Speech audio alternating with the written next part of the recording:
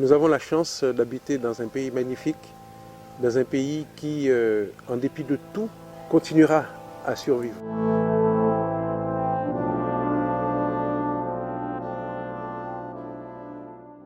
Il est toujours grinçant de prendre pour une opportunité quelque chose qui a eu comme premier effet de tuer plus de 300 000 personnes. Donc vous voyez, ce serait indécent de dire que c'est une opportunité comme certains ont pu le dire. Mais en revanche, il faut savoir faire contre mauvaise fortune bon cœur. Il faut savoir rebondir et c'est la condition de la résilience. Nous aurions pu, effectivement, et nous pouvons encore, profiter de ce chaos pour créer quelque chose de neuf, créer quelque chose de différent par rapport à ce qu'il avait fait avant.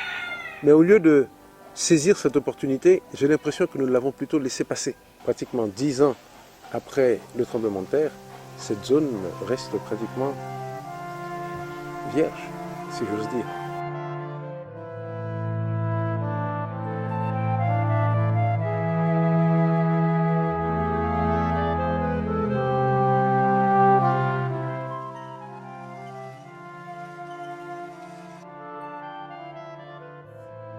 Le modèle de développement urbain que nous avons adapté, c'est un modèle qui est totalement anarchique d'abord.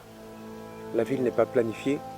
Il n'y a pas de véritable mise en valeur, on va dire, du panorama lui-même. Port-au-Prince, c'est une cuvette entourée de chaînes de montagnes. Ça veut dire que lorsqu'il pleut, vous avez une énergie cinétique sur les versants qui fait que l'érosion est beaucoup plus forte ici qu'ailleurs. Rien n'a été fait pour casser les pentes, pour créer par exemple des banquettes végétalisées pour arrêter les phénomènes d'érosion. La crise, elle est urbaine, elle est écologique et elle est sociale finalement, parce que nul n'est à l'abri.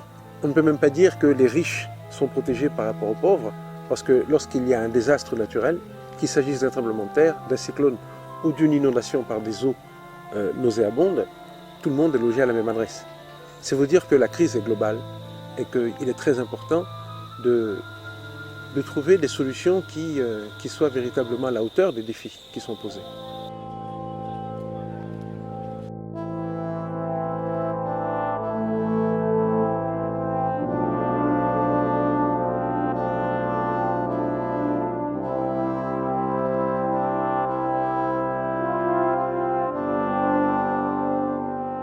Dans la mesure où aujourd'hui la majeure partie de la population habite en ville, et dans la mesure où les villes sont appelées à grossir et à concentrer de plus en plus d'habitants, c'est la priorité des priorités. C'est-à-dire non seulement créer des logements, mais également créer les conditions d'accueil de cette population. Il faut des emplois, il faut des services en conséquence.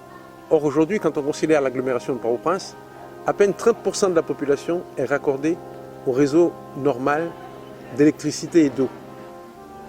Alors si demain, demain c'est même pas, c'est dans 4 ou 5 ans, lorsque la population aura doublé par rapport au dernier recensement, on considère que la population de Port-au-Prince se double à peu près tous les 13 ans. Donc vous voyez que lorsque nous aurons une agglomération de plus de 10 millions d'habitants et que seulement 30% de cette population aura accès à l'eau et à l'électricité, ça veut dire que vous aurez 7 millions de personnes qui déféqueront dans la nature, qui auront recours à des expédients pour avoir de l'eau et de l'électricité. Ce n'est pas tenable. C'est-à-dire qu'il y a un effet de masse, il y a un effet de nombre qui fait que le problème va changer de nature. Et dans ce cas, ce sera la jungle. 7 millions de personnes non desservies par des réseaux, on va dire, d'eau, d'électricité, d'écoles, de soins de santé, ça veut dire qu'à la moindre étincelle, vous foutez le feu à la poudrière. Vous imaginez une épidémie? Vous imaginez un problème sanitaire lorsqu'il y a 7 millions de personnes qui sont agglomérées en un même lieu? Donc, les dégâts, à ce moment-là, ne seraient pas soutenables.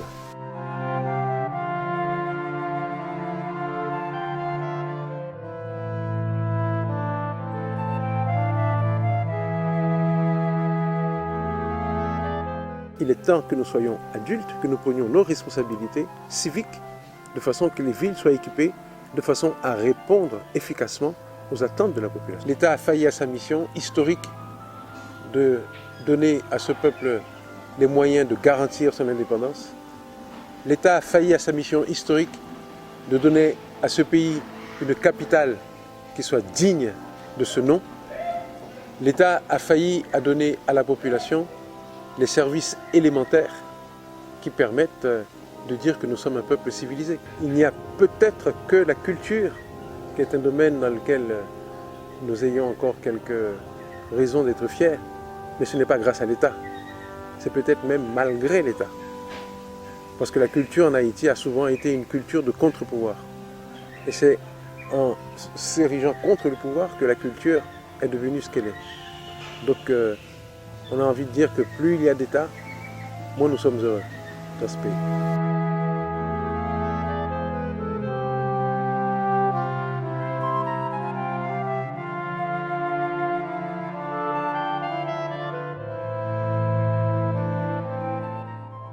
La société civile ne peut pas se substituer à l'État. Personne n'a vocation à se substituer au maire, au président de la République, aux députés, avec la meilleure volonté du monde. Vous ne pouvez pas vous substituer à la force publique. Il y aura toujours un conflit d'intérêts entre ce que je veux, moi, et ce que veut le reste de la communauté. Nous ne pourrons pas faire l'économie d'une réforme de l'État qui aille dans le sens d'un service, je dirais, égalitaire pour que l'ensemble de la population, pour que la majorité, en fait, vive du travail de tout le monde. Parce que pour l'instant, le travail de tous profite à une petite minorité, laquelle minorité ne se sent même pas attachée au destin de ce pays. C'est pas normal.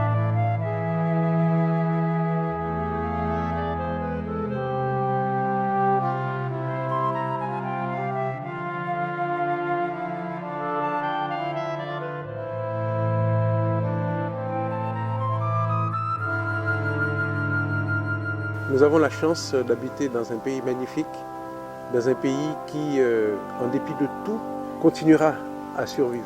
Ce pays nous survivra. Et l'idée, c'est de laisser en héritage aux générations à venir un pays dans un état meilleur que celui que nous avons reçu. Et si chacun fait cet effort à son niveau, ne serait-ce qu'autour de sa maison, je pense que l'espoir peut être gardé. Moi, en tout cas, je suis très optimiste pour ce pays et j'espère que, avant de mourir, je verrai une Haïti plus belle qu'aujourd'hui.